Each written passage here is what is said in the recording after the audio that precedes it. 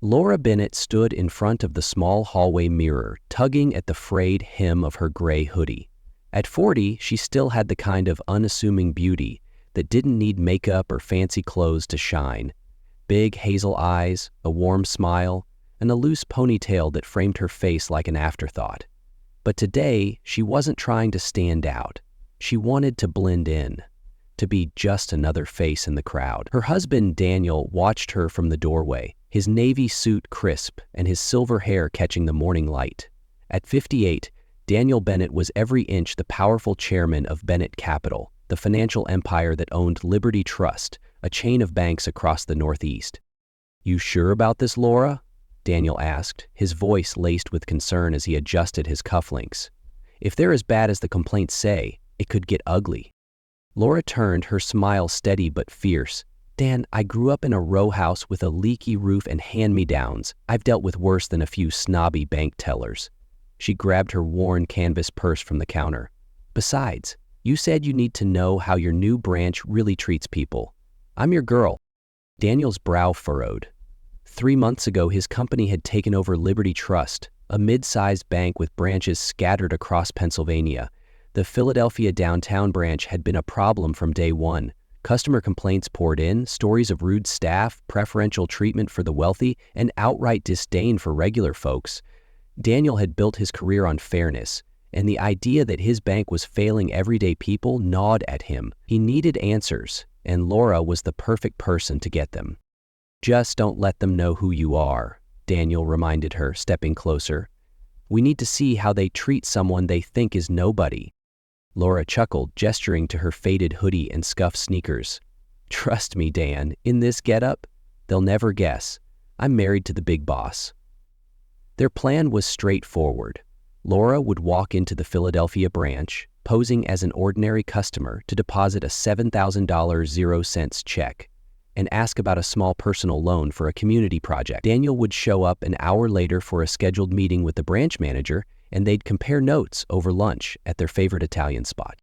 "Lunch is still on, right?" Laura asked, checking her watch. "Wouldn't miss it," Daniel said, his eyes softening. He leaned in, kissing her cheek. "Just don't let them get under your skin. You know how people can be."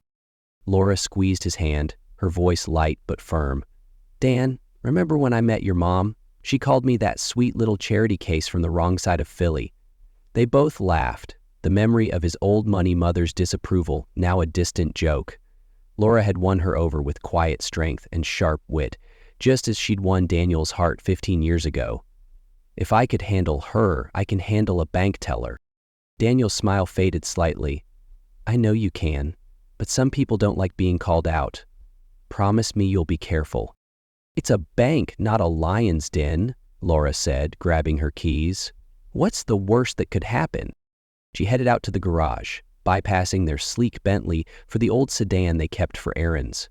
As she drove toward downtown Philadelphia, her mind drifted back to her childhood in a working-class neighborhood where kids in shiny sneakers mocked her thrift store clothes. She'd clawed her way out of that world, not with money, but with grit and kindness. Today wasn't just about helping Daniel. It was personal. If the bank was treating people the way she'd once been treated, she'd make sure it stopped. The Liberty Trust branch loomed on Market Street, a fortress of gleaming glass and polished granite that screamed wealth. Laura parked her beat-up sedan, took a deep breath, and stepped out. The city buzzed around her, suits hurrying to meetings, taxis honking, but inside that bank she knew she'd be judged by one thing: how she looked. She squared her shoulders, her heart pounding with a mix of nerves and resolve. Whatever happened next, she was ready. Laura pushed through the heavy glass doors of Liberty Trust, the cool air inside hitting her like a slap. The bank's lobby was a cathedral of wealth, marble floors gleaming under chandeliers, abstract paintings screaming money, and employees in tailored suits moving with the precision of a Swiss watch. She felt every eye in the room size her up, their glances lingering on her faded hoodie, worn jeans, and scuffed sneakers. The security guard, a burly man named Carl with a kind but wary face, gave her a quick nod but didn't smile. Laura squared her shoulders and walked toward the information desk, her canvas purse swinging at her side. "Good morning," she said, her voice warm but firm, to the young man behind the desk. His name tag read Ethan. "I'd like to deposit a check and talk to someone about a personal loan." Ethan, barely out of his 20s, with slick-back hair and a tie that probably cost more than Laura's entire outfit, looked her up and down. His smile was thin, more smirk than welcome. "You sure you're in the right place?" he said, leaning back in his chair. "This is Liberty Trust. We cater to a certain clientele." Laura's stomach tightened, but she kept her expression neutral. She'd expected this, maybe even wanted it, to see how far they'd go. "I have an account here," she said calmly. "I'd like to deposit a check for $7,000, 0 cents, and discuss a loan for a community project." Ethan raised an eyebrow, his smirk growing. "A community project?" "Right." He tapped lazily at his keyboard, barely glancing at the screen. "Name?" "Laura Bennett," she said, watching his fingers pause. He frowned, typed again, then shrugged. "Nothing's coming up. You sure you're with us? Maybe you meant the credit union down the street." His tone dripped with condescension, and a woman in a sleek blazer waiting nearby stifled a laugh. Laura's cheeks warmed, but she held her ground. "I've been banking with Liberty Trust for years. Could you check again, maybe under L. Bennett?" Ethan sighed, loud enough for everyone around to hear, and typed with exaggerated slowness. "Nope, nothing." He leaned forward, his voice lowering like he was sharing a secret. "Look, we have high minimum balance requirements here. Maybe you're mixing us up with somewhere more your speed." The implication stung, but Laura wasn't about to let him see it. She was tempted to blurt out that her husband owned the whole damn bank, but she stuck to the plan. "I'm certain," she said, her voice steady. "Could you get someone else to help me?" Ethan rolled his eyes and gestured toward a tall woman sorting papers at a nearby desk. "Ms. Harper can deal with you." He turned back to his computer, dismissing her without another word. Laura approached the woman, whose name tag read Victoria Harper. She was in her late 40s, with a severe bun, a navy suit that screamed authority, and eyes that scanned Laura like a barcode reader. "Can I help you?" Victoria asked, her tone suggesting she'd rather be doing anything else. "Yes," Laura said, keeping her smile polite. "I need to deposit a $7,000 0 cents check and discuss a personal loan." Victoria's gaze swept over Laura's hoodie and jeans, her lips curling into something that wasn't quite a smile. "Do you have an appointment? We typically require one for loan consultations, especially for significant amounts." Her eyes flicked to Laura's sneakers, the judgment clear. "I don't, but I was hoping you could make an exception," Laura said evenly, noticing how Victoria's fingers tapped impatiently on her desk. "Let's start with some ID," Victoria said, her voice sharp. Laura pulled her driver's license from her purse and handed it over. Victoria held it up to the light, scrutinizing it like she was checking for a fake. "This address is in Chestnut Hill," she said, raising an eyebrow. "Quite a trek to our little branch." "I had business in the city," Laura explained, her patience thinning. "Thought I'd handle my banking while I'm here." Victoria handed back the license with a pinched expression.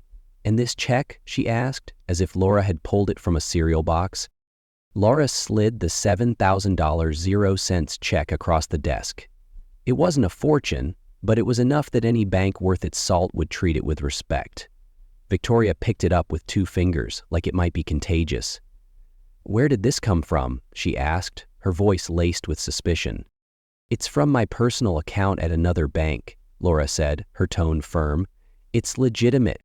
Victoria made a show of examining the check, holding it up to the light and turning it over. A few customers nearby glanced over, drawn by her theatrics. "You understand we have strict procedures for unusual transactions," she said, loud enough for others to hear, "especially from infrequent clients." "There's nothing unusual about a deposit," Laura countered, her voice steady but her hands clenching in her pockets. Victoria's smile was cold, her eyes glinting with something mean. "Ordinarily, no, but Liberty Trust has standards. We serve clients with substantial assets." A man in a tailored suit waiting nearby smirked, clearly enjoying the show. Laura felt her face heat, but she refused to look away. "Are you refusing to deposit my check?" she asked, her voice carrying now. "Not at all. Victoria said, her sweetness dripping with poison. But there will be a hold, say, 15 business days for verification. She leaned forward, lowering her voice to a stage whisper. Let's be honest, Ms. Bennett. This branch is for people with investment portfolios, not whatever this is. Her eyes flicked pointedly to Laura's hoodie. Laura's heart pounded, anger mixing with a strange sense of vindication. This was exactly what Daniel had feared, and she was living it. You're judging me based on my clothes, she said, loud enough for the growing crowd to hear. I'm making an educated assessment, Victoria snapped, her politeness gone. And right now, you're holding up my line with a problematic transaction. There's nothing problematic about my check or my account, Laura said, her voice rising. A few customers shifted uncomfortably, but others, like the man in the suit, watched with smug amusement. Victoria stood, her patience evaporating. Look, I don't have time for this. You're not our typical client. We have serious customers waiting, people who dress the part for a premier institution. She pointed at Laura's outfit, her finger jabbing the air. You're broke. We don't serve your kind here. The bank went silent. Every eye was on them now, tellers pausing mid-transaction, customers craning their necks, even Ethan looking up from his computer. Laura stood frozen, the word broke echoing in her ears. She thought of her childhood, of kids laughing at her patched jeans, and the old hurt flared up, sharp and raw. You're asking me to leave because of how I'm dressed, she said, her voice steady despite the storm inside her. I'm asking you to leave because you're disrupting our environment, Victoria said, squaring her shoulders. Our clients expect exclusivity. She nodded to Carl, the security guard, who'd appeared nearby, his face tight with discomfort. Laura's eyes locked on Victoria's, her anger now a quiet, burning resolve. This is discrimination, she said, loud enough for everyone to hear. And it's wrong. Call it what you want, Victoria said, waving a hand. But unless you can prove you belong here, you need to go. She gestured to Carl. Escort her out. She's causing a scene. Carl stepped forward, his expression apologetic. Ma'am, I'm sorry, but you'll have to come with me. Laura gathered her purse, her dignity intact despite the humiliation. She looked around, catching the eyes of an elderly woman in the line who looked outraged, and a middle-aged man who'd pulled out his phone, maybe recording. Fine, she said, her voice clear, but this isn't over. As Carl led her toward the exit, the elderly woman muttered, Shameful, just shameful. The man in the suit chuckled, but others looked away, uncomfortable. Outside on the bank steps, Carl spoke softly. I'm real sorry about this, ma'am. Miss Harper, she's like that with some folks. Does she do this often? Laura asked, her voice low but intense. Carl glanced back at the bank, hesitant. Let's just say not everyone gets the red carpet treatment. He shuffled his feet, clearly torn. Laura checked her watch, 11:45 a.m. Daniel would be there soon. Part of her wanted to storm back in and watch Victoria's face when the truth came out, but she knew waiting would hit harder. Thank you, Carl, she said, managing a small smile. You've been kind. She walked to her car, her heart a tangle of anger, sadness, and determination. Sitting in the driver's seat, she closed her eyes, picturing the kids who'd mocked her as a girl, the teachers who'd assumed she'd amount to nothing. She'd prove them wrong, and she'd prove Victoria wrong too. She pulled out her phone and dialed. Dan, she said when he answered, her voice shaking but strong. You're not going to believe what just happened. Laura sat in her old sedan, the phone pressed to her ear, her voice trembling with a mix of fury and resolve. They didn't just refuse me, Dan. They humiliated me, called me broke, said I didn't belong, and had me escorted out like some criminal. She gripped the steering wheel, her knuckles white.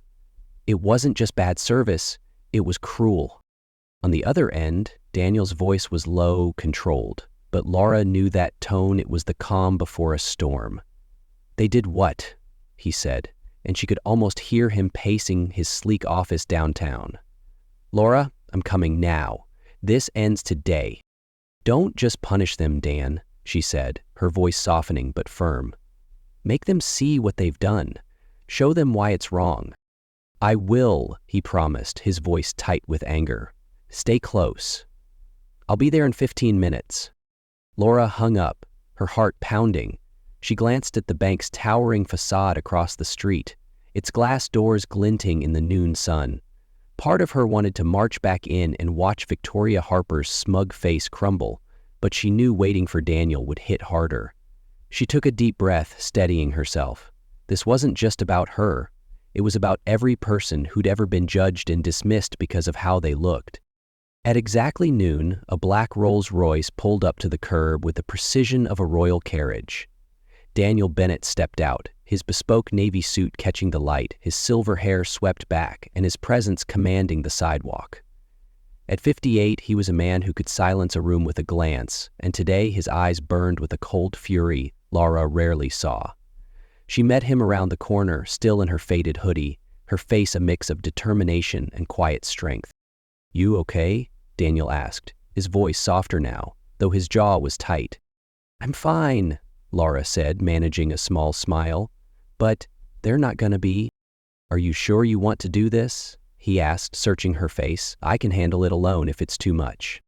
Laura shook her head, her eyes blazing. "No way. I want to see her face when she realizes who she messed with." Daniel nodded, a flicker of pride crossing his face. "Then let's go." They approached the bank together, Daniel's polished shoes clicking on the pavement, Laura's sneakers silent beside him. Carl, the security guard, was stationed at the door. His eyes widened when he saw Laura, then darted to Daniel, recognition dawning. "Ma'am, you're back?" he stammered, his voice low. "With reinforcement?" Laura said, her smile sharp. Carl held the door, his expression a mix of awe and nervousness. Inside, the bank hummed with its usual rhythm. Tellers tapping at keyboards, customers murmuring in line, and Victoria Harper at her desk, charming a well-dressed couple with a syrupy smile. She hadn't noticed the shift in the air, the way heads turned as Daniel strode across the marble floor. Laura at his side, Ethan, the young teller who'd first dismissed Laura, glanced up and froze, his smirk vanishing. "Mr. Bennett?" Richard Coleman, the branch manager, hurried over, his face a mask of forced cheer. A short man in his 50s with a receding hairline, he extended a sweaty hand. "We weren't expecting you until—" He faltered, his eyes landing on Laura, confusion creeping in. "I'm sorry, I don't believe we've met your—" "My wife," Daniel said, his voice cutting like a blade. "Laura Bennett. The woman your staff insulted and forcibly removed from this bank less than an hour ago." Coleman's face drained of color, his mouth opening and closing like a fish. There must be some mistake," he stuttered. "We'd never—" "No mistake," Laura said, her voice quiet but firm, pointing across the room. "It was her." Her gaze locked on Victoria, who was still chatting with her clients, oblivious to the storm brewing. The lobby had gone quiet, whispers spreading like wildfire. Employees paused, customers craned their necks, and Ethan shrank behind his counter. Victoria finally looked up, sensing the shift. Her eyes landed on Laura, and her face twisted with irritation. Then she saw Daniel, and confusion flickered across her features. She stood, smoothing her navy suit, and approached with a practiced smile. "Good afternoon, sir," she said, her voice smooth as silk. "How may I assist you today?" Daniel regarded her like she was a speck of dust on his shoe. "You can start by explaining why you threw my wife out of this bank," he said, his voice low but carrying to every corner of the room. Victoria blinked, her smile freezing. "Your wife?" Her eyes darted to Laura, then back to Daniel, disbelief etched into her features. "Yes," Daniel said, stepping closer, his presence towering. "Laura Bennett, my wife of 15 years, who you called broke and told didn't belong here, who you humiliated in front of your customers and had escorted out like trash." Victoria's face went ashen, her hands trembling slightly. There was a misunderstanding," she stammered. She couldn't verify her account, and "That's a lie," Laura interjected, her voice calm but cutting. "You didn't even try to check my information. You looked at my clothes and decided I wasn't worth your time." Coleman stepped forward, desperation in his eyes. "Mr. Bennett, I assure you, this isn't how we train our staff." "And yet," Daniel said, turning his icy gaze on Coleman, It's how they behave when they think no one's watching. He focused back on Victoria, who seemed to shrink under his stare. Miss Harper, you represent everything wrong with this branch. You judged my wife based on her appearance, not her account or her character. Victoria's mouth opened, then closed, her composure crumbling. Mr. Bennett, if I'd known who she was, you'd have kissed her feet. Daniel finished, his voice dripping with disdain. That's the problem. Respect shouldn't be reserved for people you think have power or money. It's for everyone. Every single person who walks through these doors. The bank was a tomb, every eye glued to the scene. The elderly woman from earlier clutched her purse, nodding fiercely. The man who'd filmed Laura's humiliation held up his phone, capturing every word. Even Carl, standing by the door, watched with a quiet intensity. Mr. Coleman, Daniel said, his voice steady but commanding. I'll need your office for the next hour. I'm interviewing your staff, starting with the security guard who at least showed my wife some decency. Coleman nodded weakly, his face slick with sweat. As for you, Miss Harper, Daniel continued, his eyes locking on Victoria, you're suspended, effective immediately. Whether that becomes permanent depends on our investigation. He gestured toward the exit. Collect your things and leave. HR will contact you tomorrow. Victoria's knees wobbled and she gripped her desk for support. Mr. Bennett, please, she whispered, her voice breaking. I've been with Liberty Trust for 10 years. My record is spotless. With certain clients, maybe, Daniel said, unmoved. But a bank serves everyone, not just the ones you think look the part. Laura stepped forward, her expression not triumphant, but solemn. The real measure of a person, she said softly, her voice carrying, is how they treat those they think don't matter. Victoria stared at her, then at Daniel, her face a mask of shock and shame. She grabbed her purse with shaking hands and walked toward the back, every step echoing in the silent lobby. The well-dressed couple she'd been charming watched her go, their faces unreadable. The elderly woman in the line clapped once, sharply, and a ripple of applause followed from a few others. Laura touched Daniel's arm, her voice low. Thank you, she said. But I meant what I said on the phone. I want them to learn, not just lose their jobs. Daniel nodded, his anger softening as he looked at her. They will, he said. I promise. 6 weeks later, Laura and Daniel walked hand in hand through the glass doors of Liberty Trust's Philadelphia branch. The bank felt different now, like a place that breathed rather than intimidated. Gone were the imposing teller counters, replaced by open stations where staff greeted customers with genuine smiles.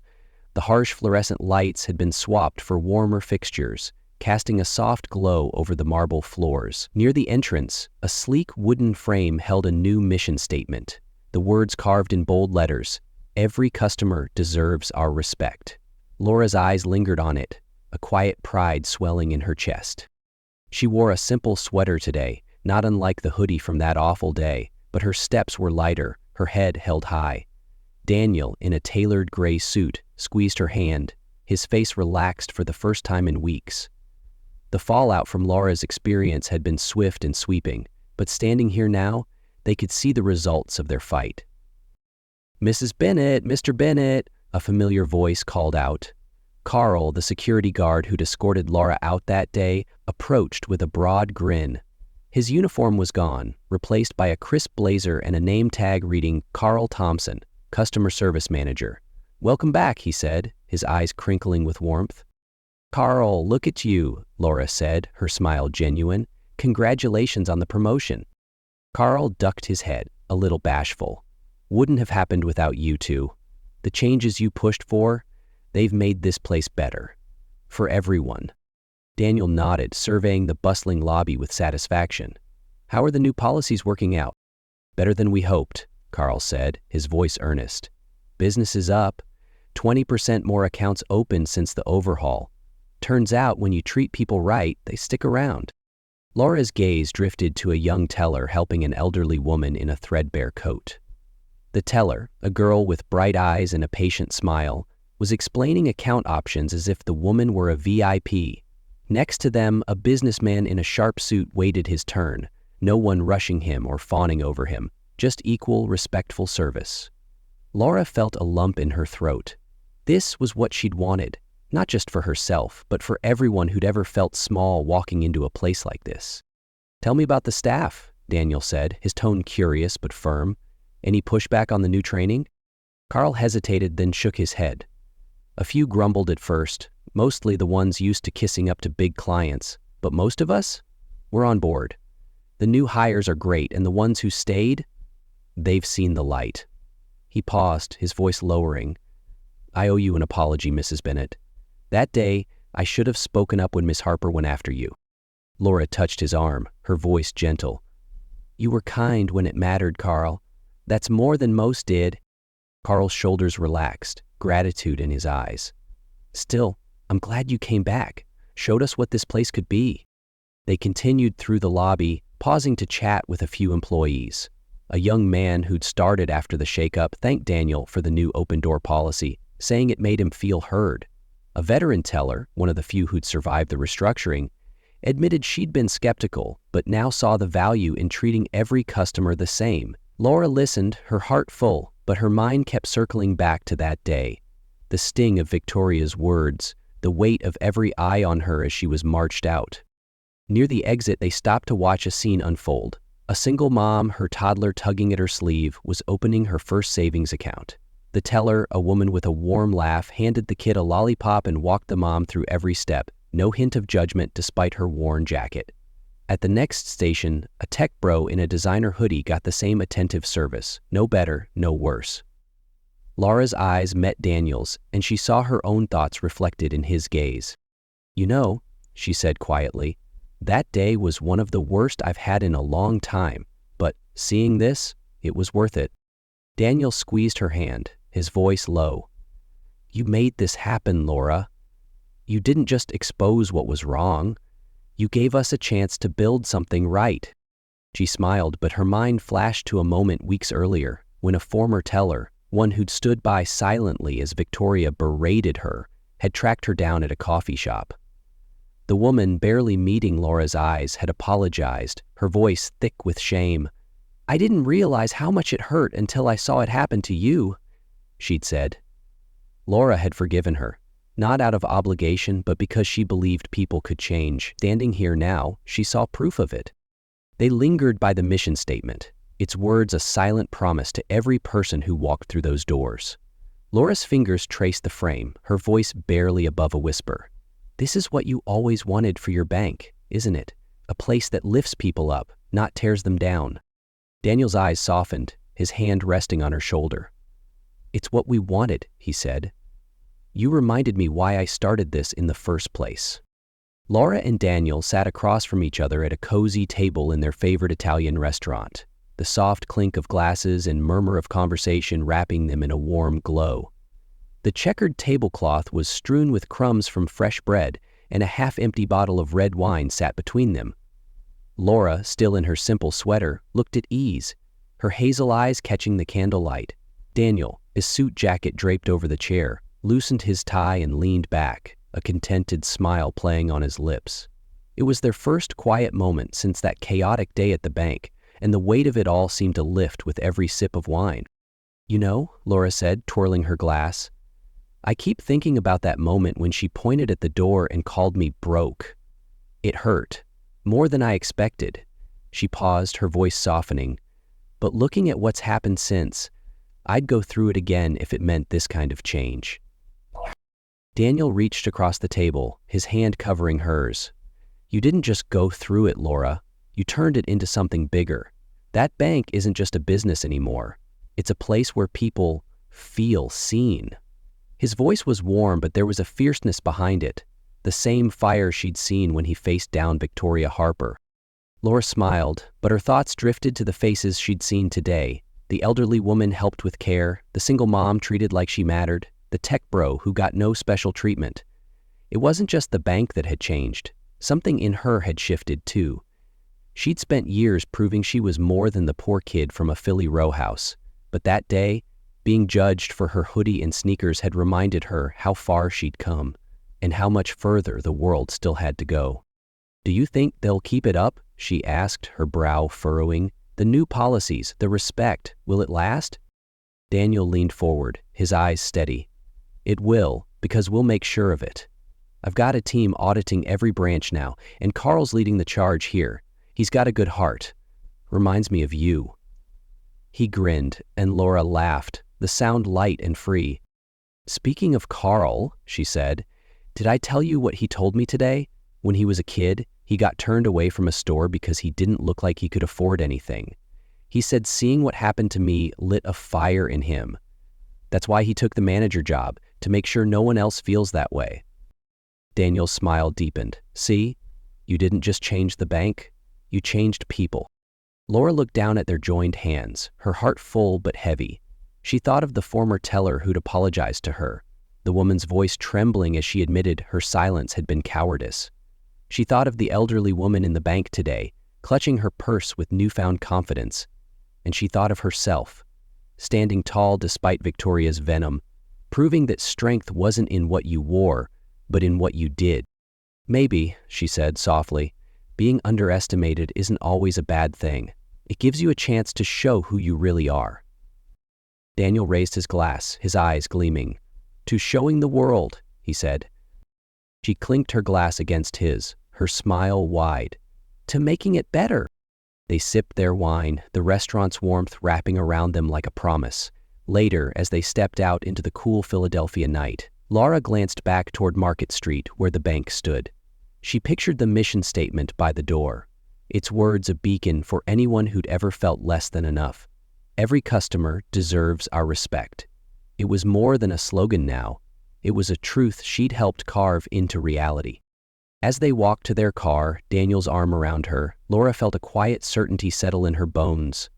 That day had been a battle, but it had also been a gift.